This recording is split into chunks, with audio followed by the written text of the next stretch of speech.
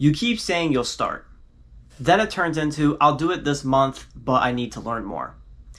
But then weeks pass by and nothing happens. That's not because you're lazy, but that's because you're stuck in this thinking mode. And the harder you think, the more difficult the task will become to actually start. So today I'm going to show you how to not only break through that overthinking mindset, but to also create action for yourself and get the ball rolling in whatever you want to do in your life. To start, most people believe that they're lacking motivation and discipline, and that's why they can't take action. I'm here to tell you that's not true.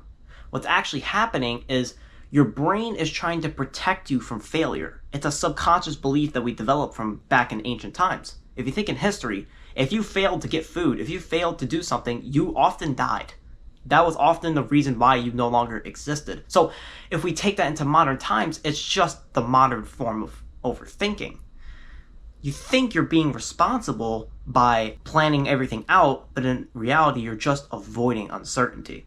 So you don't need more time and research, but you just need to create the distance, but you don't need more time or research.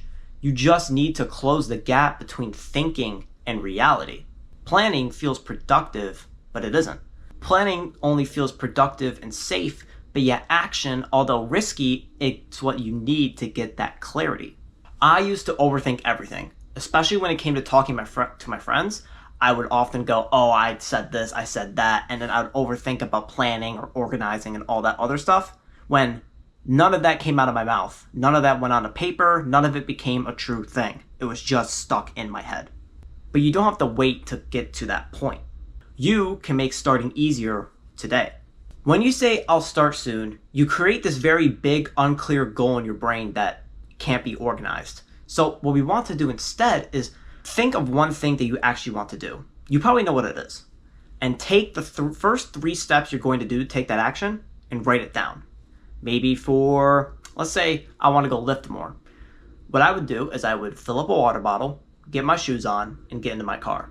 If you can do those first 3 steps, that's like essentially rolling a bowling ball down a lane. That creates momentum. And then once you strike the ball, that is when the momentum really starts kicking in, because you've already got all of that extra effort behind you. It'll carry you into that action instead of sitting there thinking about how to do it. You also delay starting probably because it feels permanent. Like if you do it once, you're stuck forever. Not only is that the furthest from the truth, but it's actually just really simple to quit. So maybe you go and do workout and you hate it. Maybe you despise it for whatever reason. You can stop. Nobody's telling you otherwise. You just have to set a timer. Having that specific time will allow you to say, okay, for the next 10 minutes, I'm going to dedicate myself to doing XYZ workout. And then after the 10 minutes are up, you can then decide, okay, am I going to continue or am I going to quit or leave? And that doesn't mean you're a loser. That doesn't mean you can't do anything. It just means that activity isn't suited for you. That's totally fine. It's totally fine for things to not match you. I used to think this all the time as well. I would think that, oh, if somebody doesn't match me, that means I'm the one at fault.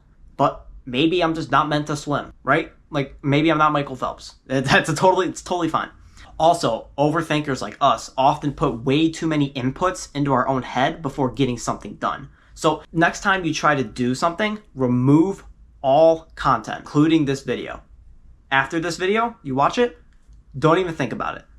Just think about the action, the 3 small steps you're going to take to get there, and then do it. Because that action will give you 10 years worth of results for planning. Promise you. Every single time. Yeah, great example. I could never expect that my audience is a bunch of introverted overthinkers. That is what I've developed through this time. I never would have thought that. But because I've done action, because I've made videos, I can see the results for myself and go, okay, and I can take notes on it. That same thing applies to anything else in life.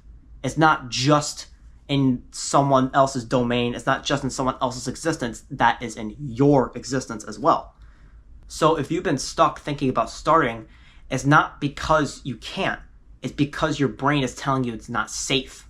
That safety feels good, but it costs you progress. Nope.